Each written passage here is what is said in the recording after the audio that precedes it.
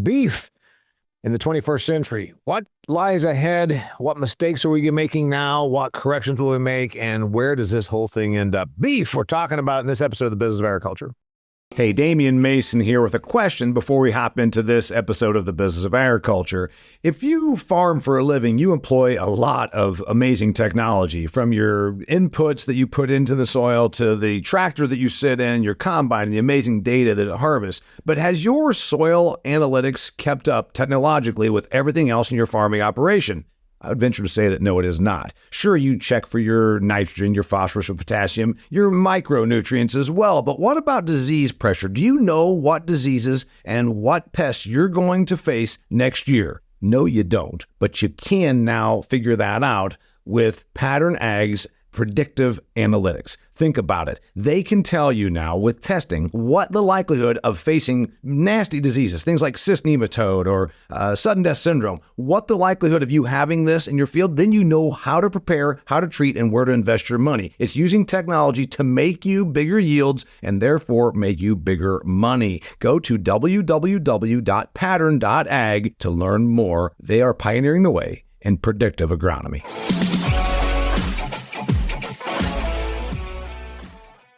Hey there, welcome to another fantastic episode of The Business of Agriculture. It's me, your host, Damian Mason. You knew that because you heard that in the introduction. I've got some awesome guests here. I've got Jeff and Kara Smith, husband and wife, ranching, entrepreneur, business team out of Colorado. They have a direct-to-consumer beef business, business background, academic background. They're smart kids. You'll hear from them in a second. We're talking about beef in the 21st century. You know what?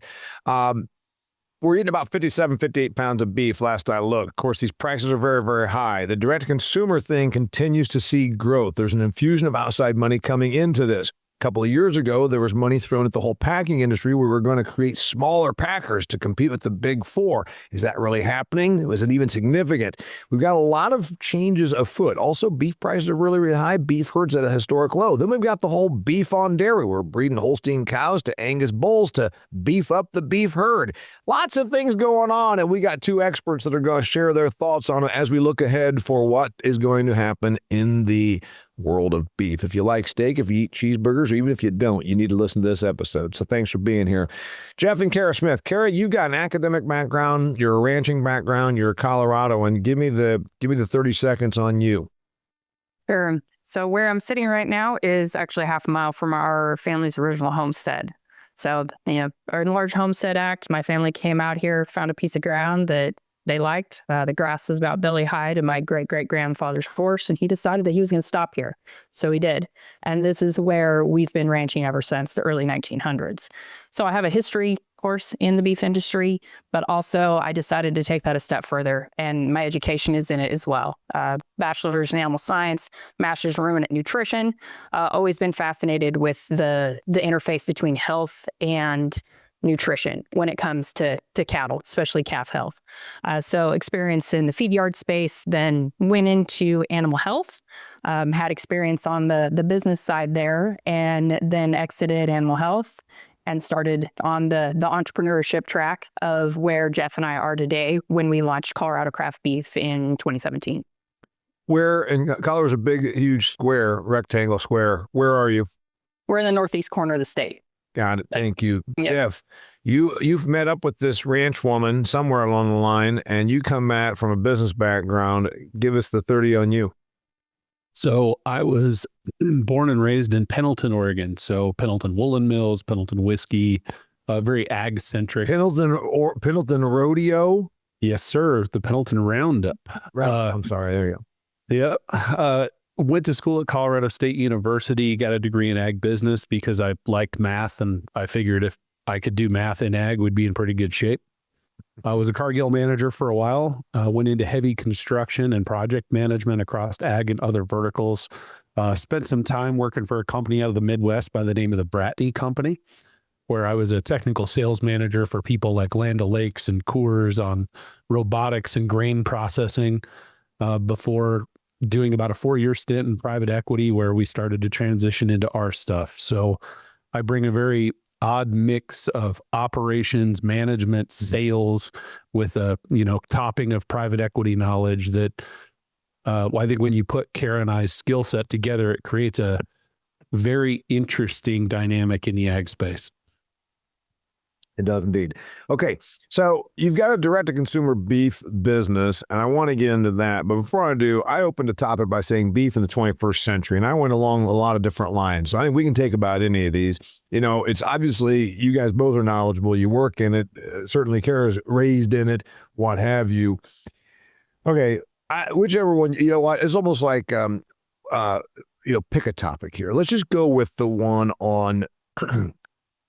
The Packer situation. It was, if I'm not mistaken, 2 years ago, a bunch of federal money. Now, a bunch compared to you and I and what we have in our bank account, but not a bunch compared to what Cargill, Tyson, JBS, and those big ones have. But a boatload of money was flung from the federal government out here, or it was set to be flung to create an opportunity for smaller beef packers. Did it happen? Is it happening? Did you guys capitalize on that? We were going to set up sort of a tier 2 packer, tier 3 packer system. And I tell you what, I thought I did a recording about it with someone in the hog business, and I'm not sure that anything's come of it. I'm familiar with a couple of plants that were built. They actually just announced a USDA grant for a plant in Craig, Colorado that's somewhere in the neighborhood of $8 million. But I'm also familiar with some of those plants that were recently built that are already shutting down because they didn't exist because the economics are hard.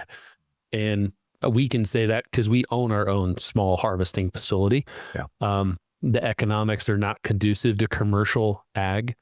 And those challenges, I think, were outweighed by an emotional response that is giving people pause. Even in the bigger packer sector, when you see some of the, what I would say mid-level packers in the 1 to 2,000 head range going up, that is still a mathematical problem when you're competing against the Goliaths of the big four. By the way, Kara, to the person, I always pride myself. I've got my investor buddy that I went to college with, not an ag guy, listens to this, and it gets shared around to non-ag circles. So to the person that's listening to this, that I always say, they might be in the cranberry processing business. They're saying, what the hell's he talking about? So real quickly, since you were raised within it, explain kind of how it's typically worked. There's cow-calf operators like your parents were and your grandparents were. They have a cow that has a calf. The calf gets to a certain weight. Usually it gets weaned, and then it goes maybe to a backgrounder that takes them from 600 pounds to such and such. Kind of just give us, and then it bleeds into how most beef that's on the grocery store shelf, most beef that's consumed is processed by the 4 big packers. So just give me fill in where I didn't right there with your experience, please. Sure. And that's one of the big differentiators in the beef industry is we are so heavily segmented because everybody has different resources. So you have different land, maybe like you said, you're a cow-calf producer.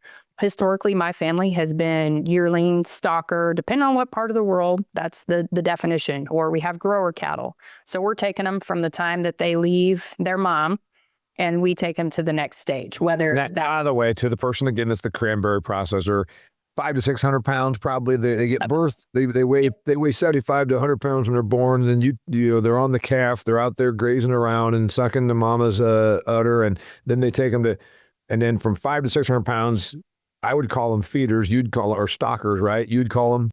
Yep, stockers or a grow yard. We function in all facets of that. So yes, from that 500 to 700 pounds, they'll either go into, in our area, typically a grow yard, or to stocks, or something to grow them to that next stage, to where where we live, we'll go to summer grass. So they'll go to grass from April till typically August timeframe, and then they'll go into the feed yard to be finished. And then, of course, typically the commercial chain will go into the big 4 packers from there after they're finished with this fat cattle. To a person that's not familiar, I know that the person that lives in suburbia, outside of Chicago, thinks that this is all Farmer Brown with his bib overalls that's got Bessie and which is more of a dairy cow name, I think, historically. Anyway, and that there might be 4 different entities that touch this calf after it leaves the mama and before it gets to your plate.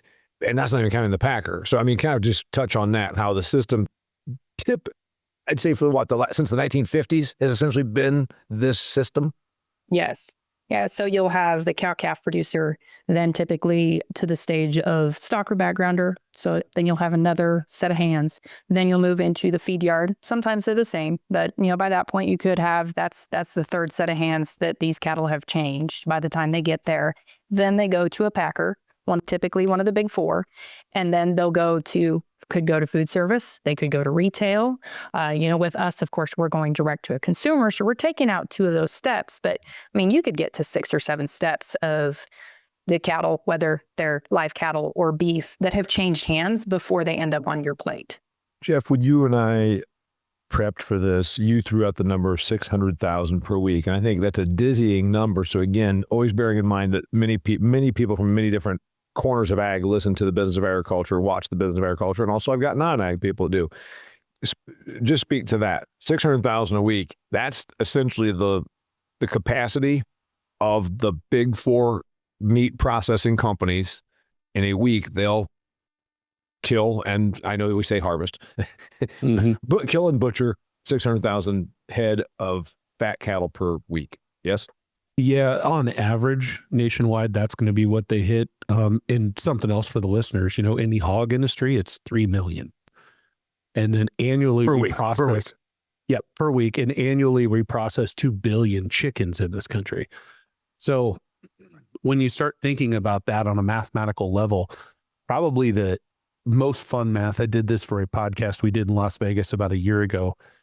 I did the math on how many cattle a day are consumed in New York City proper, if you use the average math of the U.S., and it's about 6,000 head a day just for the beef consumption needs of New York City. Yeah. And when people think about that from oh my goodness, like how many things are moving to make that happen, the easy answer is a lot. The easy answer is a lot. So that's funny. 2 billion broiler birds get slaughtered to beef for consumed per year in the United States, 3 million fat pigs, fat hogs per week, 600,000 beef per week.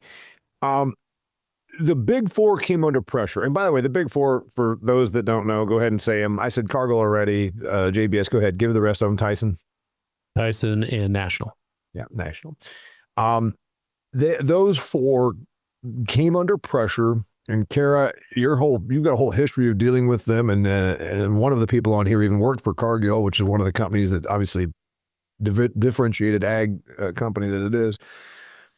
They get under pressure every couple of years. Cory Booker, the senator out in New Jersey, has a thing for the meat processing business. He's like, I think he visions himself as the Upton Sinclair of the Senate. I don't know, but we've got this thing. Wait a minute, dear listener. You're saying, what the hell is Damian talking about? Don't do it now. Continue to listen, but look up Upton Sinclair, The Jungle. Famous work of literature that actually the author in an interview says he set out to actually write a really good book to promote really socialism. And it turns out he changed the meat industry instead. So anyway, every couple of years, the meat industry as it is gets... the word media overuses the word attack. So I won't say attacked, but shall I say put the screws to him a little bit. Remember Tyson had to run a bunch of ads like in the Wall Street Journal and USA Today a couple of years ago, sort of as a mea culpa and all that. But nothing ever changes. Mm-hmm. Kara? I think, Jeff? Yeah, I think the issue you run into is it is so big. Actually, Temple Grandin had an article about this during COVID. She said, COVID exposed how efficient yet fragile our food system is. It's a very accurate statement, by the way. It's efficient. It's low cost. It provides the hell out of protein. I mean, look around. We're eating 220 pounds of animal protein per year per American, roughly in the year 2024. Almost 100 of that's chicken. 58 of it, as I said, is beef. Another 50 or 52 of it's pork. And it's, other than for a few months when we had that crazy stuff going on because of economic shutdowns, COVID, et cetera, it's always there. You talk about efficient, but fragility. I want to go, Kara. It's been a while since you talked. Is it fragile? Is it fragile from your perspective? I'm not talking about your direct to consumer. We'll get to that in a minute. Is it fragile? Sure. Yes. It is. But what I will say, from the Big Four perspective, we talked about it in about every meeting that I went to for the past 10 years of being in industry. And I looked around and I was like, well, what are we going to do about it? So that was part of why we started our direct-to-consumer company, was that thought process of we need to have a direct line to our consumer. That was really where my head was at with that, of we need to have that conversation. We need to be able to capture the value of what we're creating. And we were not able to do that when we're going through the large system. We're so segmented from it. Well, I want to do a couple more wrap-ups on the Big Four, and then I want to talk about the movement to direct-to-consumer and its viability. Certainly you guys are doing it, but also I think it's got a cap. But anyway, before I do that, I want to talk to my listeners and viewers here about Redox. If you listen to my show, Redox have been a great business partner for me in 2024, and they're going to be again in 2025 because they want to help you, especially if you're in the Midwest. You're a corn, you're a soybean, you're a wheat producer. The evolution of agronomic strategy from Redox Bionutrients is a new way of thinking of getting more with less through ultra-efficient plant nutrition and superior biostimulants. We're talking about using less of the traditional inputs you put in your fields and instead introducing stuff like Redox products into your lineup to get more with less. Redox is a family-owned and operated business out of Burley, Idaho. 30 years of success throughout the United States and abroad. Their Pathway program combines flagship products, Mainstay SI and Banks, with breakthrough nitrogen optimization through their new RDXN technology. If you want to find out more and get detailed information or agronomic contacts, go to redoxgrows.com/Midwest, redoxgrows.com/Midwest. The Big Four happens not just in beef, it's in grain handling, the ABCD, Archer Daniels Midland, Bunge, Cargill, Dreyfus. It happens in the airlines. The Big Four airlines, American, United, Delta, and Southwest, carry 82% of every passenger traffic in the United States. Big Four and banking. Basically, Big Four and cellular phones. Okay, once you get past Verizon and T-Mobile and U.S. Cellular, you get to, that's it. It's reasonable that there's the Big Four and everything. Why would it change? And maybe it's because the cost of infrastructure is so massive. Go with the airlines or go with grain handling or go with beef and meat. The margins are actually not very good. Like if I gave you $10 billion, Jeff, you're a former private equity kind of guy, investor kind of guy. If I gave you $10 billion, would you invest it in beef processing? Other than the fact that this is what you do with your bride, you'd say, hell no, I can get better margins with $10 billion going a lot of places. Am I right? 100%. Yeah, it's not that we don't love the industry, but it has to make financial sense.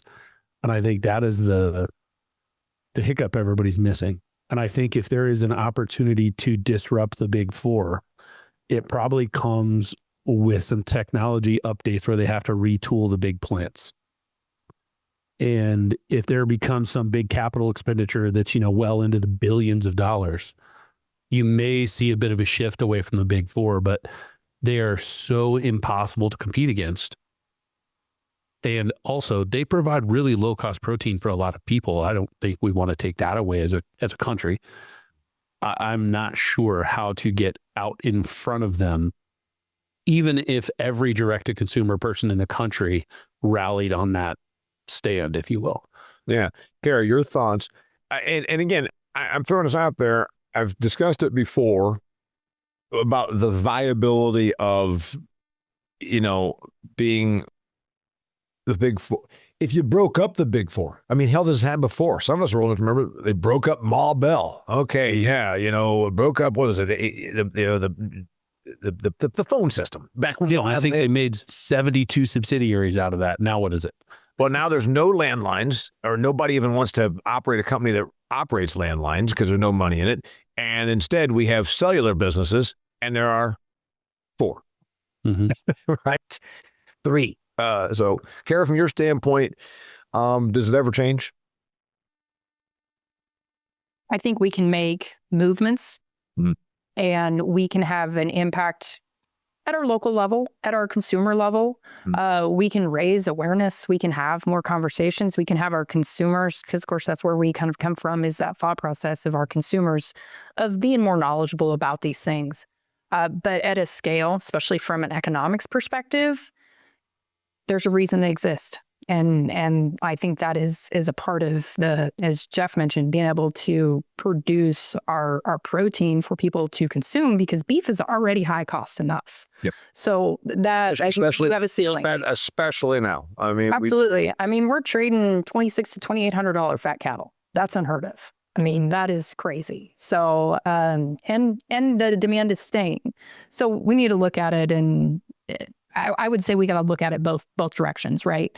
But from a business perspective, there is a reason, as you mentioned, that there's the big four in a lot of industries. So there's also there's tier two, just like there's Spirit Airlines, of course they're going bankrupt, or there's Allegiant Airlines or whatever. Just like there is a tier two, and I don't know, I can't name them. I mean, you probably can, that are like you said, Jeff, they're butchering 1,000 a week as opposed to whatever the hell they're, go to Dodge City, Kansas, and there's more critters getting slaughtered every day. You just can't imagine. But anyway, there's the tier two levels that are doing some. And like you said, they're in that bad purgatory.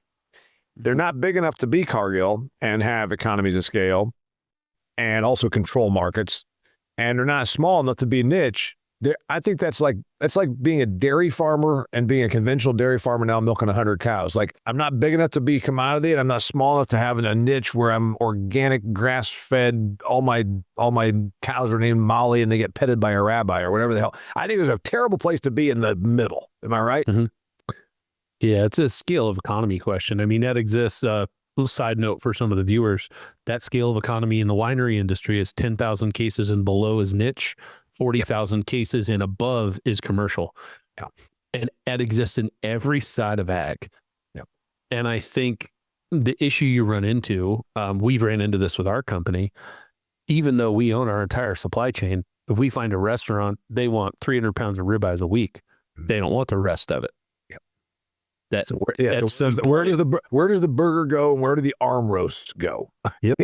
Where do the chucks go? Right. Yep. And I think that's the hardest part, is everybody wants the convenience of the big four because they can get exactly what they want at the cheapest price possible. Mm-hmm. But they want the feel good of buying from somebody like us. And not to say anything negative on the big four, it's just a different model. But when you look at that, there's just a mismatch in consumer expectations. And that is, one of our taglines with the company is we're here to engage with the consumer, not educate, engage, so that they have someone to talk to. I appreciate that, by the way. I have almost a problem with that whole educate the consumer. I think your girl, Catherine Lotsbich, and I did an episode about educate the consumer, because I always point out, would you ag people quit with this educate the consumer thing? What if the consumer doesn't want to be educated? Apple, I've got this iPhone. I paid $1,200 for it. I use the shit out of it. It makes my business more successful. When I'm on airplanes, getting ready to go down the runway, I'm still texting out stuff and emailing clients.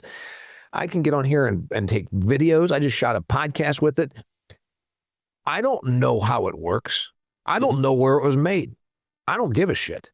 That's where I think I always have to explain to my consumers, you know what?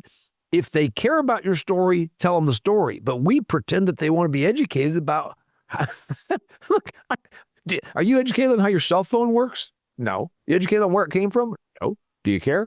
Nope. Anyway, here's the thing that you do have. You have consumers that don't necessarily care about how the beef embryos are inserted into all the stuff that Kara knows inside and out because of her vast educational background. But you have customers that care about a story, and that's why they buy direct from consumer. Is that why they buy? Is it because of story, or is it because of the quality, or is it because the feeling that they get that they're supporting local Coloradoans? What is the reason? I know why I bought my iPhone. Why do your customers? I would say it's all of those, frankly, from our perspective, because we do stand on the mantra that our customer is our hero. I mean, we're the guide. It's kind of like Luke Skywalker and Yoda. Like, the customer is what matters in our story, because even in the beef production chain, I've had numerous conversations across this country with beef producers. I ask them what they produce, and I historically always get, well, I raise a 600-pound calf that I sell the second week of October. And I have to look at them and be like, no, you raise beef. Like, we're in the beef business. And if we do not have a consumer who's eating beef and knows it, trusts it, likes it, loves it, continues to come back, the viability of our industry it's shortcomings. I mean, it's on the downhill slide. So I would say that's what we heavily focus on, is all three of those. There's different producers and different types of beef. You want to talk grass-fed, grass-finished, that people buy it for different reasons. But I do feel like it's still a win when people are buying beef. I'm going to go ahead and just piss off at least half the people in your industry, because I'm going to give them some truth. I'm going to hold up a little mirror right here. And I think my man Jeff is going to probably actually have to look away and snicker, because he's going to realize I'm being honest. I've worked for every corner of agriculture you can imagine, doing speaking engagements and various work that I've done. And I'm from a dairy background. Obviously, my education's in agriculture. I got it. The most bullheaded, you ain't going to tell me what to do, corner of agriculture in the frickin' country is beef. The most bullheaded, I'm going to stand here in my cowboy boots and my cowboy hat, you ain't going to tell me what to do. I'm telling you, the most, I won't change, piss on you, I'll do what I want, however I want to do it, people are in beef. Am I right? I couldn't agree more. Actually, by the way, it's debilitating, because I remember asking somebody in the feed yard business about them taking carcasses up to 1,600 pounds, or hoof weights up to 1,600 pounds, and carcasses at that point would be what, 1,100 probably or so, right? Yeah. And I said, did the consumer ask for this? No. What? They said, no, they said, what? I said, the consumer, the person that buys your product. Did they ask you for bigger? Well, no, it's about what we can, get through the feed yards better, and what the packers want. I said, never once was it. When you say, does the consumer want this? The reply was, what? It's like, I've never even thought of that. I've said it on a couple of different engagements. I said, the thing I love about the ag industry is everybody is so fiercely independent. Mm-hmm. And the most infuriating part of the ag industry is that everybody is so fiercely independent because of that lack of understanding of the end process. And Nakara, obviously it sounds like we're ganging up on your people, which we're not, and I've had a hobby beef business and, all that kind of stuff. And I'm all about, I eat steak and whatnot. If you told the soybean grower in Illinois, hey, listen, I know that you're a conventional grower, and I'm not trying to ask you to do something organic, tree hugging stuff, but there's an extra 48 cents a bushel if you can grow these high oleic soybeans. You're not going to take a yield hit, but you're going to have to make this change. Between now and the time they got to the end of the driveway, they'd have already made the change and say, I'll do what I can to pick that up at 48 cents. If you told the beef people, you're going to make an extra 48 cents and it's to do this, they would dig their heels in and to try and spite you. That's my experience with the beef people. I couldn't agree more. And I grew up in this industry and I love it dearly. Yet that's why Jeff and I are doing something different, because we looked around and we're like, this ranch won't look the same for us. Our skill set's different. Mm-hmm. And what we bring to the table is incredibly different than, my dad, which he's wonderful at what he does. And he's made an incredible business out of it. Yet we have a different skill set. It's a different time. I didn't want to fall into the trap of, well, we're going to keep doing it this way because it's the way grandpa did it. Mm-hmm. And that is historically the trap of a lot of industries, but the beef industry for sure. I've talked about the inconsistency of product before with beef. I'm sorry. And I want to get into that. Before I do, I want to remind my listeners about Truterra. Truterra has been a business partner. They're helping the farmers make the sustainability plan work. In other words, if you own acres, if you farm acres, you're going to figure out a way to diversify your income. Commodity prices are at a low. You know this. You obviously live it every day. So why don't you look at diversification of revenue through a program with Truterra? You can figure out how to get sustainability money. Maybe it's by cutting back on your fertility inputs. Maybe it's by capturing nitrogen rather than applying more. Cover crops, reduce tillage. These are the kinds of things that probably, I think, you're eventually going to have to do per USDA rules, because sustainability and nutrient management plans are going to become, I think, a component of all USDA programs. That's just where I think things are going from an environmental standpoint. Get ahead of the game. Go to TruterraAg.com to learn more about applying for some sustainability programs, which are the future of diversification of revenue. There's something about the inconsistency, and I brought this up once, and I said, you know what? I just said this yesterday on stage to an ag audience. if you eat a banana, I give you both a banana. And at the end, I say, how was your banana? You're like, what the hell are you talking about? It's a banana. I mean, unless it's green or overripe, there's no variation between a banana. But if I said, how was your steak? And that speaks to the lack of consistency in the product. I'm not saying the feed yards produce a bad product. I'm not saying that the big four produce a bad product, but there is a variability and an inconsistency in beef that might be greater than almost any other food category that I can think of. Am I accurate in my perception on that? I would say that in a lot of facets, yes. But my kids are a prime example. They know our beef. Yep. Frankly, they won't eat any other beef. Right. They just won't. Right. But also they're the same way with like raspberries. There's times that I bring home a set of raspberries that they love and they eat the whole carton. And there's other times where some of them are sour and they're like, oh, I don't know about that. But if you get a box of Cheez-Its, they taste the same every time. Yep. So there is something about that across industries, that consistency. But back to your question, yes, there are a ton of inconsistencies within the beef industry. One of the reasons, and I want to throw it out there, and I want to hear Jeff's on this because he's more like me, maybe a little bit more of an outsider from you. While we have the big four processors that almost every beef that is, 90% of the pounds of beef that are consumed in the United States go through the big four. Is that roughly a good number? Even more, probably? I think it's 85 is the last number I saw, but 85% of every pound of beef that an American consumes comes from the big four.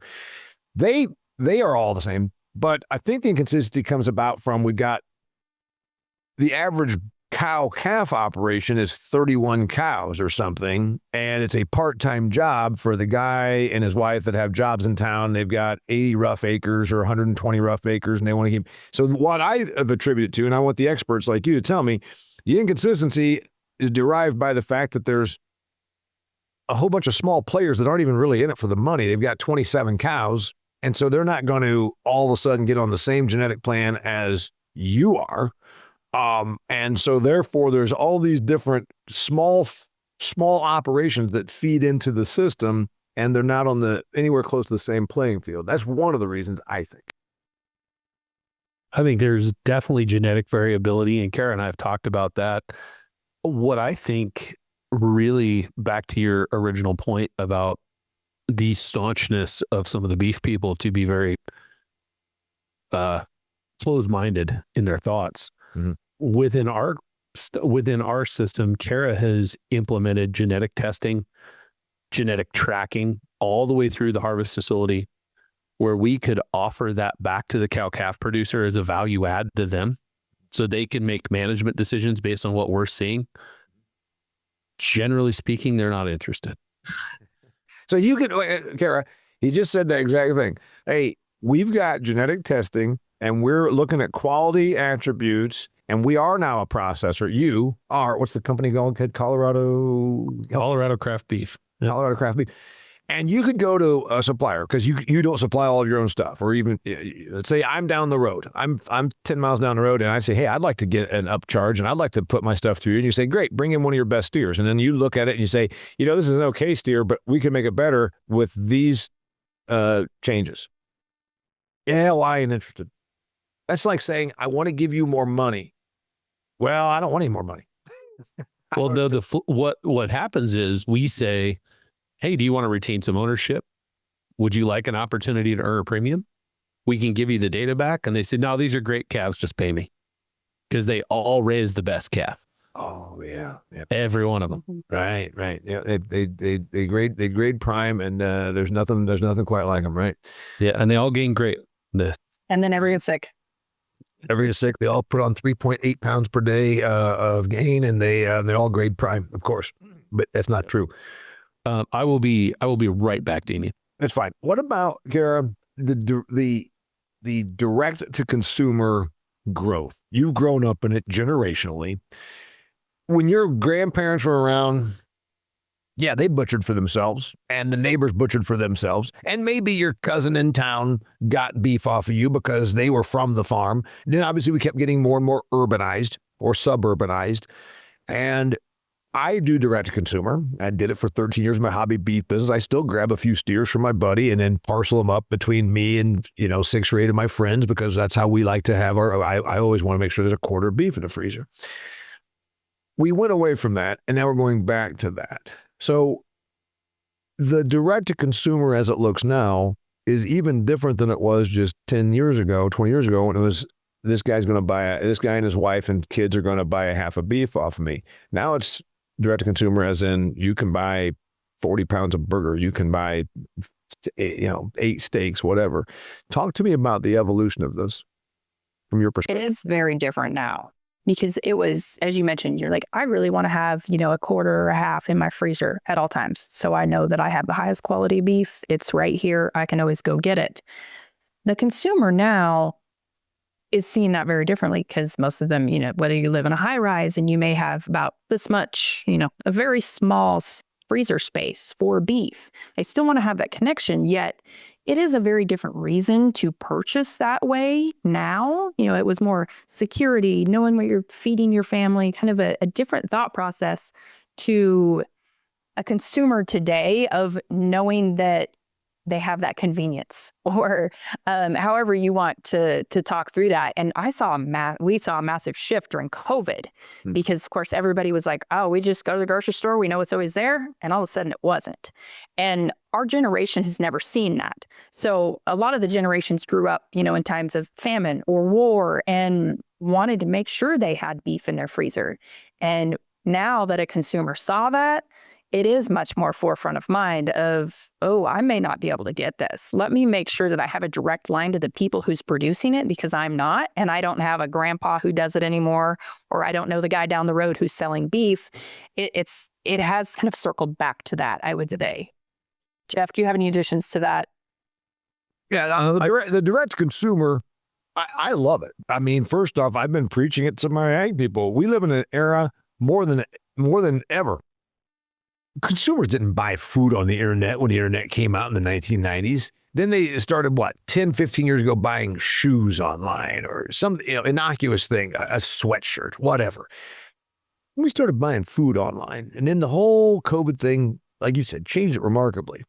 You can add value, you can, as you said, retain some now of the value chain on your own. You've got a better opportunity than you've ever had to do this, but it still caps out at a certain amount.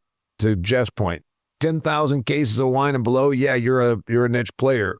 But if you're not at least 40,000, you're also not in the big leagues. You cap out at a certain level on direct to consumer, I think. I think in a lot of areas you may, but it's going to be based on harvest capacity. Can you get slots, et cetera, or are you in a region that you can only ship so much?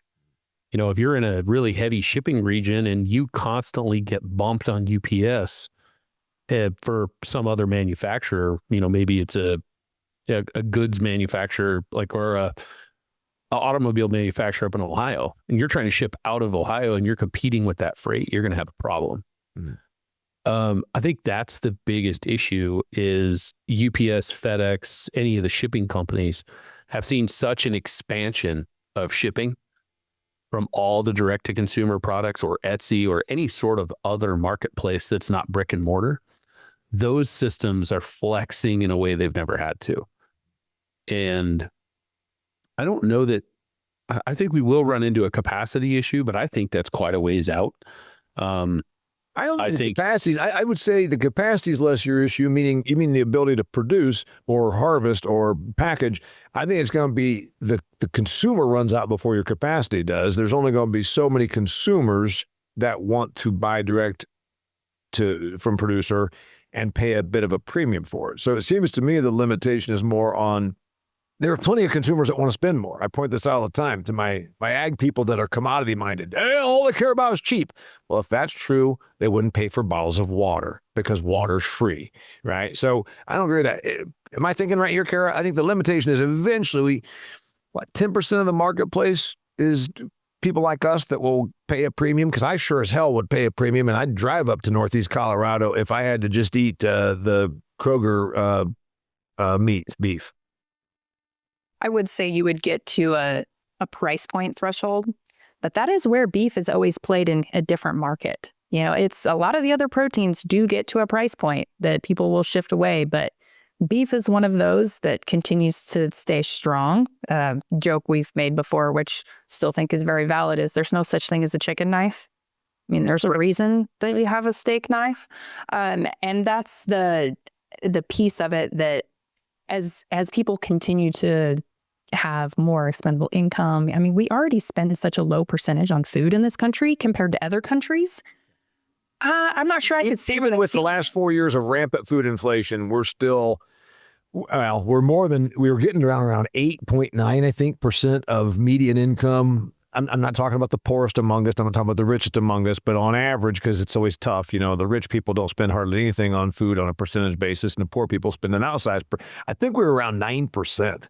And now this food inflation has made it, I think we're spending 12 or something % of on average of our income on food. So, but which is significant because we hadn't seen a food price increase year over year like we had the last several since the 80s. I think the other thing that's really opening the minds of consumers, especially on the food front, not just beef, but food in general. During COVID, restaurants were shut down. People invested in cooking. They invested in learning. Gordon Ramsay has so much content out there. You can make ossobuco at home out of a very low, and that level of data sharing and information sharing in the marketplace, and people that have invested in a $1,200, Kamado style grill have realized that I can get a better steak at home and I don't need pants. So there's a market shift, I think, in how people want to consume the product, where the ultra high end restaurants do really well. But I think some of the median level restaurants are being surpassed by people cooking at home. And that may be short-lived too. So, well, I'm not a normal consumer. I mean, I've grown beef. I'm different than many, and also from a socioeconomic background, et cetera, et cetera. I would, if I'm traveling and I have no choice, I might eat an Applebee's steak. That's meaning, would I leave my house and drive to Applebee's to eat a steak, or just get myself a good one and cook it myself? There's no chance that, yes, I agree with you. Whereas you might have something there about this thing, Kara, on the longevity of it. You've got some people coming into it. You got an outside investor that's kind of got a famous name that's putting money into Colorado craft beef. Is this another thing that's a craze? I mean, is this another fad? Tom Brady was an investor in a company that went kaput, or you see this thing. Other famous people were into the .com thing. Is investing in direct-to-consumer agriculture a hot thing right now for outside ag people, or is it going to stay here? I think there's a piece of that, from an investor's perspective of like, hey, if we're going to invest in something, like, why don't we invest in what nourishes our body and our family's body? So, from that perspective, I think that is something to consider. And that's, and investing in our American supply chains is another piece of that, making sure that we can produce what we need to feed ourselves in this country, which has we've kind of moved away from that thought process. Jeff can touch on some of the economics of, the why from a lot of big money moving into agriculture. He can be more in depth in that. But I would say from, the philosophical perspective, it makes sense to invest in where your food comes from and the people that are producing your food to make sure that you continue to have access to that. Jeff, I applaud it, by the way. And in other words, I can be critical about certain things, but I can tell you the things that I'm applauding. I'm applauding direct-to-consumer. I was direct-to-consumer. I'd buy from you guys, absolutely, all those things. I wonder, though, is it a trend right now to say, hey, you know what, COVID taught us that we need to make sure we have more of these direct-to-consumer people. We need to make sure that we got different supply chains. I mean, there's a little bit of enthusiasm, and then there's a little bit of a panache. Hey, you know what, I'm into this. Does it have staying power? I think with the current political climate, it does. I think RFK Jr. is going to help quite a lot to drive some of that. But I think a lot of it is more even health driven. If you follow people like Dr. Sean Baker on the carnivore diet side, or people trying to get away from processed food, or RFK talking about getting away from seed oils, that all drives itself to direct to consumer, whether it's in beef or pistachios or whatever, because people have and I'm not speaking for everybody, but it's my opinion that the general consumer, especially the more educated general consumer, has a natural distrust for anything in the middle of the grocery store. Yeah. Process. Yeah. And so that doesn't help you as much, because the fresh stuff and the meat stuff and all that tends to, obviously it's always on the perimeter, and it doesn't have as much mistrust. But yeah, you're right about the RFK. Just released an episode about the RFK thing, and I asked, would RFK Jr. un-Fauci our food? And I don't mean that Fauci was directly involved in our food, but fraudulent science being used to create profits or advance political positions. Dr. Ansel Keys was the Fauci of his time. I think that RFK Jr., certainly he's got some problems and some warts. His organic zealotry, his problem with glyphosate, but he's actually calling out processed food for what it is, and all that low-fat nonsense that we were suffering for 40 years and told that saturated fat was going to kill us, which is all bullshit. I covered that with Nina Teicholz in the past episode. Go check it out. Great book, by the way. You like that? Yeah, that's a great book. Do you like the prospect that RFK Jr. somehow is going to be good for the beef business? He's talking about beef tallow being better than seed oil. I would say yes is the short answer. I do think, as you mentioned, there's some things that may need to be considered. Would you give up glyphosate to? Are you willing to give up glyphosate to have RFK be a cheerleader for beef and beef tallow? And that's not quite my camp, so I'm going to step out of that one. I don't want to speak on something that, frankly, doesn't impact my business. So. Yeah, we are fortunate. If you're that soybean producer in Illinois, you've got a pretty big vested interest. Glyphosate. Go ahead. See what what I think, and I think this is the interesting conversation, especially with glyphosate, is do I think we should continue using glyphosate forever? Probably not. But I don't think we have a better solution. And if you wave the magic wand and glyphosate goes away tomorrow, what are we using? Gramoxin? I mean, yeah, harsher stuff. Way harsher stuff. And I think that is the thing that Kara and I try to do within the company, not just for beef, but for farming, for people in ag. Like, hey, if we're going to rip the Band-Aid off, that's cool, but it might be gangrenous and it might fall off. Like, let's make an informed decision. And, we are fortunate that we don't use gramoxone, we don't use glyphosate because we don't farm. Right. But do I think that, the corn in our region is sprayed? For sure. Yeah. By the way, Jeff gets kudos, 380 episodes in the can, and it's the first one to evoke the word gangrenous. Anyway, can I ask you then about your business? Because I'm a fan. I am not in any way being harsh. I'm more saying I think that the market is limited to a certain point. I don't think we're there yet. I don't think direct to consumer on any ag stuff is there yet. The internet's still alive. The desire, like you said, the RFK, it's not just him. There's a following, and that's part of his activism, and part of the activism was already there. And I'm not talking about marching against Monsanto and glyphosate anymore. I'm talking about local, it's been going for a while. I wrote about it in my book. Hell, this book came out 5 years ago, and I talked about adjectives that sell. Local is one of the big ones. I don't think we're there on saturation by any means. And I think there's still plenty of consumers that will pay more, as opposed to our farm people that think it's all about be cheap, be cheap. Like, no, you're cheap. You think everyone's like you, Farmer Roy, but guess what? They're not. A bunch of consumers want to spend more. That's why Whole Foods has, whatever the hell they have, 2,000 stores nationwide. Where does it go? Direct to consumer. Where does beef go? 21st century. I think beef direct to consumer continues to expand. What I am worried about for the industry is I think a lot of the direct to consumer beef producers are not being honest with themselves about their own economics. because at 30 head, you're not going to make it work. Right. And they think getting big is evil. And I understand that concern, but scale pays the bills, or diversification pays the bills. Where I get worried with some of the direct to consumer folks, we only sell halves because we don't want to deal with the rest of the sales process. I'm like, well, you're naturally limiting your sales funnel. Right. Or, something we've done this year, we launched beef snack sticks. We have summer sausage. We have pet treats from organ meats. We have tallow. We have whipped tallow. We have bratwurst. We are... Wait, Kara. Now listen, I'm all about... You beef people are fine. I like it. Bratwurst is a pork product. Stay in your lane, Kara.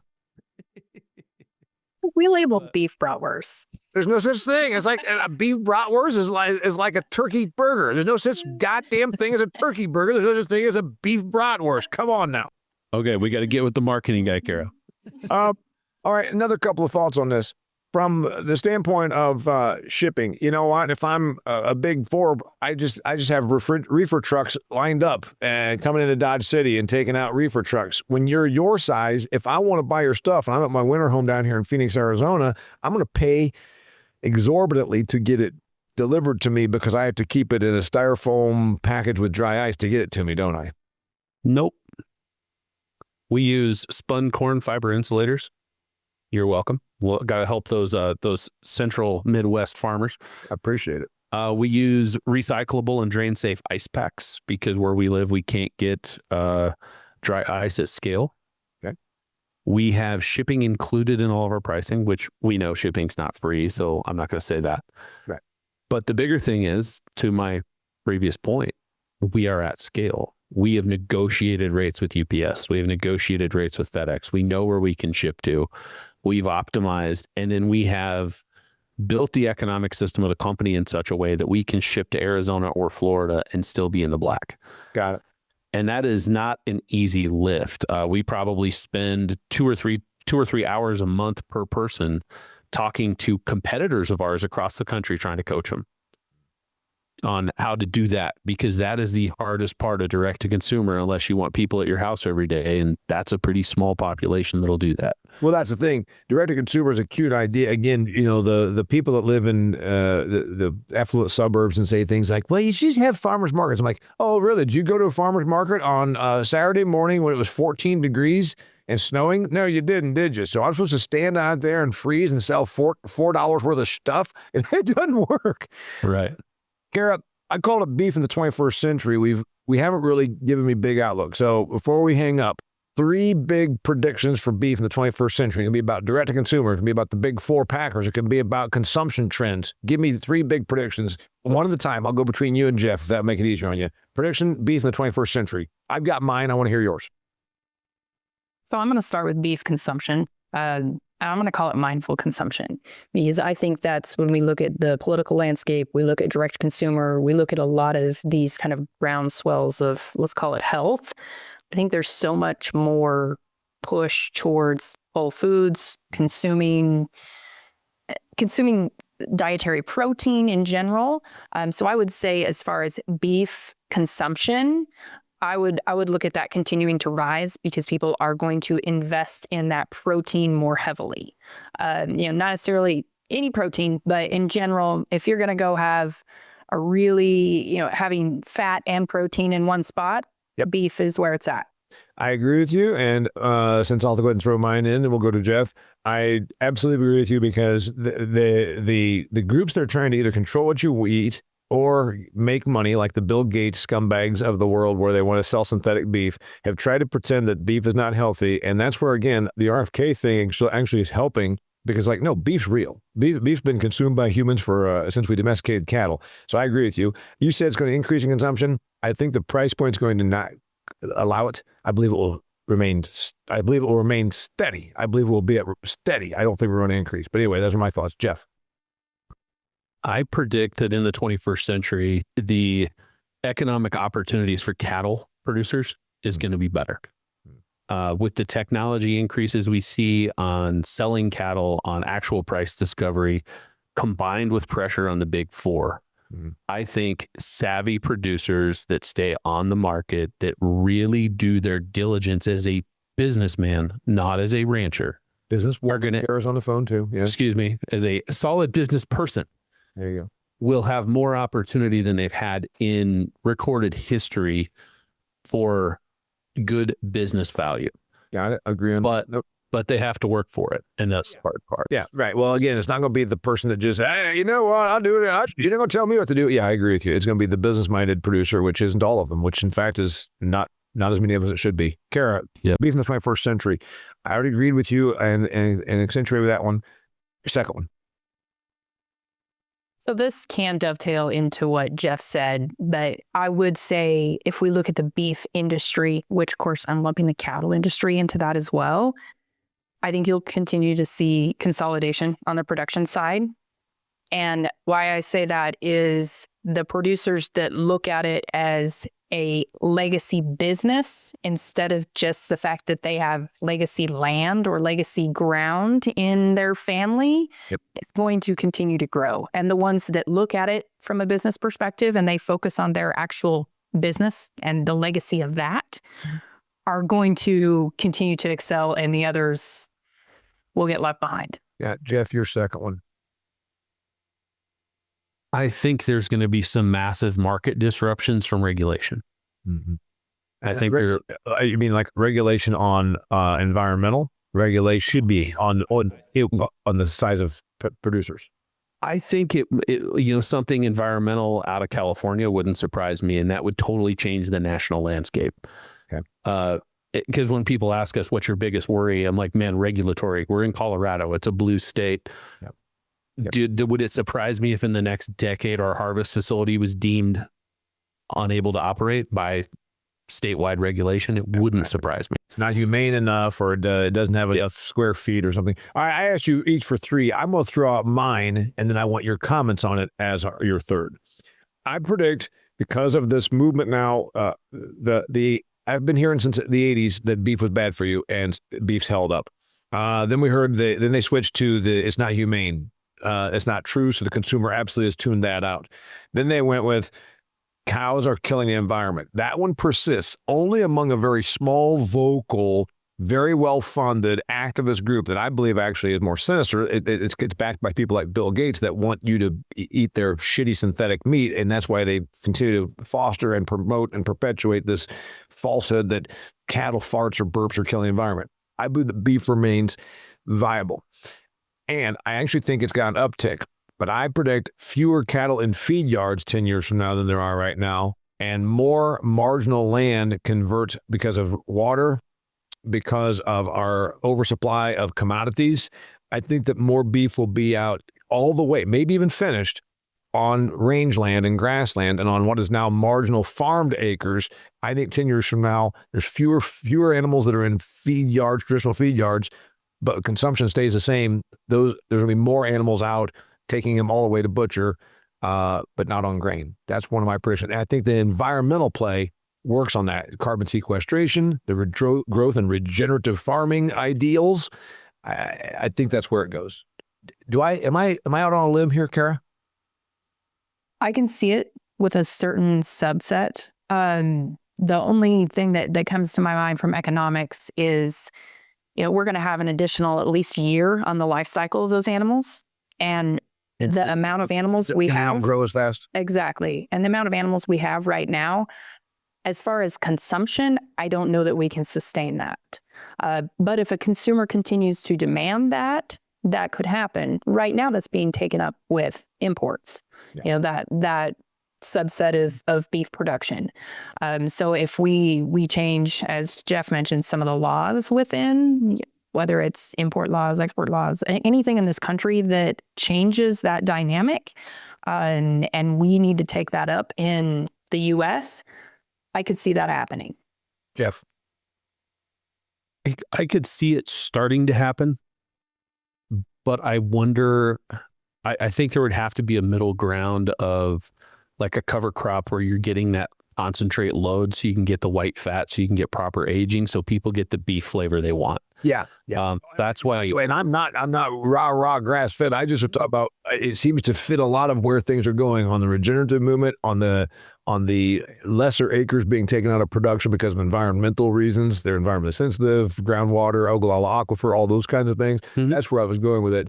What about, to Kara's point, we don't have enough beef numbers. If we take 6 more months to fatten up a steer because of changing some of the methodology, meaning, i.e. not doing feed yard as intensively, she said 12 months. I think maybe we don't take them to 1,600 pounds anymore. So maybe you add 6 months. We ain't got the cattle right now to do it. We don't. And then the flip side to that is the genetics we have today in the beef cattle world. Kara can speak to this. I don't think they're going to get to a natural endpoint on grass that people want to eat. They won't yield. Your cost per pound is going to go through the roof.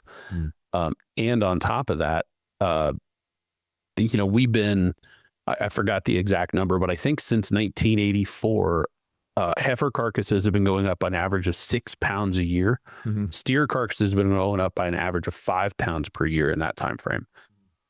Those genetics are built for grain finished cattle. And that's a huge percentage of the market. That begs the next question. Do we change the genetics? We changed the genetics on chickens. We changed the genetics on pigs. They used to finish at 210 pounds and be skinny as a rail. Now they're 285 pounds and they're built like a bodybuilders. Mm-hmm. We changed the genetics to make it so that we have more beef that are grass finished friendly, and they finish at 1,200 pounds to 1,600. Yeah, if we're going to grass finish, I would say we have to. Because they have to reach that end point before they can actually start laying down back fat and have a consumer. So I can go ahead and start ramping up my Murray Gray herd is what you're telling me. Maybe. Yeah. But, and I think, to our point about the big four won't be able to compete in that. No. It won't be at scale. So if there is a way to disrupt the big four, it's somebody like us moving into something like that the big four can't touch until it gets to critical mass. That's the thing, is that the big four eventually become niche players also when the niche is big enough for them to occupy it, right? So anything that happens, they're going to, if it happens at any scale at all, then it becomes what they do, right, Kara? Right. That's. His name is Jeff Smith. Her name is Kara Smith. Last thought. 8 seconds on the way out the door. Kara, since you're the generational person right here, we talked about beef in the 21st century. It's been a fun talk for you. It went longer than I thought because you know what? Jeff said, hey, man, I got things to do. I said, we'll get through this in no time. I love this topic because I like steak and I love talking to you guys because you're smart and you're forward-looking and you're looking at how you can advance yourselves. I love it, love it, love it. What's your prediction for 21st century for Colorado craft beef? I predict we continue to grow, but we also continue to evolve in our mindset and keeping our customer at the center of that conversation, but also the business as a whole. That's one thing that Jeff and I talk about a lot is this still is a business. We're in the business of beef. We're in the business of whatever side of our production chain. And the more that we focus on that and producing that product that our consumer wants, the brighter the future looks. By the way, Jeff, she didn't remind me at all of so many people I talked to in the beef industry. She talked about the customer and in answering demand and giving them what they want. What the hell is wrong with you people? Did you not get the memo from the National Cattle and Beef Association? You're supposed to do whatever they tell you to do. Screw the consumer. The big four don't invite us to those meetings. I'm gonna leave it right there. That's all you need to say. We're closing on a laugh. The big four don't invite him to the meetings. All right, his name's Jeff. Her name's Kara. They're the Smiths. If you want to find out more about their business, you want to buy some of their stuff, where do they go? ColoradoCraftBeef.com. You can find us at Colorado Craft Beef on all socials. And when you're looking for that next update on your mindset, follow that Jocko podcast. That guy helps quite a bit too. Okay, Jocko's one of their investors, by the way. That's what we talked about. They're outside investors. Jocko, he's the famous podcaster, workout, former Marine, right? Navy SEAL, man. Navy SEAL. Be careful, Damian. Yeah, right. Don't get those guys pissed off at each other. All right. So anyway, it's ColoradoCraftBeef.com. These guys are awesome. I really appreciate them being on. I got this connection through our friend Catherine Lotspich, and she's okay too. But anyway, I mean, she's yeah, let's face it. She's the reason we're all here. All right. It's Catherine's world. We just live in it. All right. Until next time, thanks for being here. Check out my friends at TrueTerra. Also, Redox. Remember, Redox Bionutrients can help you produce more with less in your crops, and I think you're really going to need to do that in the year ahead. And also, remember my friends at Pattern Ag. Until next time, thanks for being here. Thanks to them. Go check out their website and see if you can buy some of that awesome Colorado beef they produce. Till next time, I thank you for being here. My name is Damian Mason, and this is The Business of Agriculture. Well, that concludes another fantastic episode of The Business of Agriculture. This episode was brought to you by Pattern Ag. You know, everybody in agriculture understands the importance of soil health. We also keep an eye on our soil better than we ever did through advanced soil testing. But what if there was a company that provided predictive analytics? Not just checking out nutrients and all the elements that are in there, but also could tell you the degree of risk you face with disease and pest pressure. That's right, Pattern Ag can do that. They actually can tell you, hey, you're going to have a real issue here. You can preemptively, proactively treat for corn rootworm or cyst nematode or sudden death syndrome before the problem actually starts costing you yield. Go to pattern.ag, that's www.pattern.ag, to find the nearest rep that can help you start doing better for your soil.